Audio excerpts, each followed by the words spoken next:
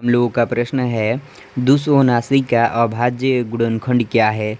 तो चलिए दोस्तों, इस वीडियो में 279 का अभाज्य गुणनखंड निकालते हैं और देखते हैं कि 279 का अभाज्य गुणनखंड यानी कि प्राइम फैक्टर्स क्या होता है। तो ध्यान दीजिएगा दोस्तों, देखिए इस संख्या को यहाँ पर कुछ इस प्रकार से लिख लिया है। अब इस संख्या को अभाज्य संख्या से घटाना होता है और पूरी तरह से घटा देना होता है। तो जैसा कि दोस्तों हम लोग जानते हैं कि सबसे छोटी अभाज्य संख्या 2 होती है। तो हम देखेंगे क्या यह संख्या 2 से कटेगी। तो देखिए यह जो संख्या है इसका इकाई के अंक यहाँ पर 9 है और 9 एक विषम संख्या है, इसलिए यह संख्या 2 से नहीं कटेगी। तो अब हम दोस्तों देखेंगे क्या यह संख्या 3 से कटेगी। तो दोस्तों 3 से कटने का नियम होता है, जिस भी संख्या के अंकों का योग यदि 3 से कट जाता है तो वह संख्या भी 3 से कट जाती है। तो चलिए इस संख्या के अंकों को जोड़ते हैं और देखते हैं क्या 3 से कटता है। तो देखिए इस 2 में इस 7 को जोड़ेंगे तो कितना होगा, 9 होगा, और 9 में इस 9 को जोड़ेंगे तो 18 होगा। तो 18 जो संख्या है वो 3 से कट जाती है, इसलिए 279 जो यह संख्या है यह भी 3 से कट जाएगी। तो चलिए इसको भी हम 3 से कटा देते हैं। ध्यान दीजिएगा दोस्तों, और हमारे साथ आप लोग यहाँ पर कटाना सीखिएगा। देखिए दोस्तों, यहाँ पर तो पहले 27 है, तो यह 27 इस 3 से 9 बार में कट जाएगा क्योंकि 3 आवा 27 होता है।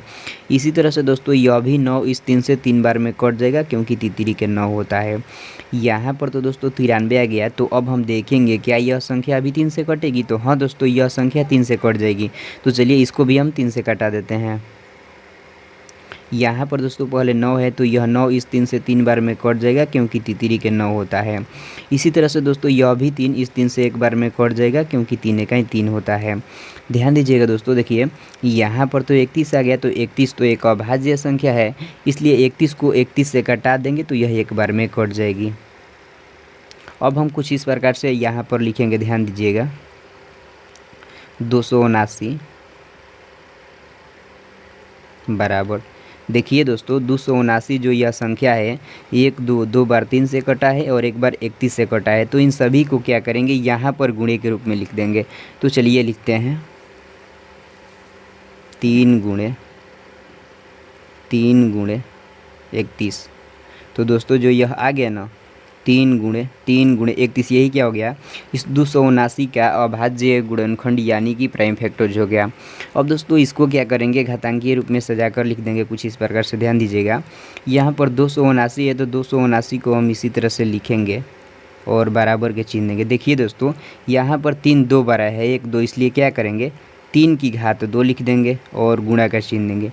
यहाँ पर दोस्तों 31 सिर्फ एक बार है, इसलिए 31 को एक बार इसी तरह से लिख देंगे।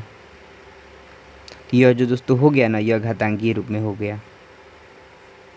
तो आई होप दोस्तों आप लोग इस वीडियो में जान गए होंगे कि 279 का अभाज्य गुणनखंड यानी कि प्राइम फैक्टर्स क्या होता है।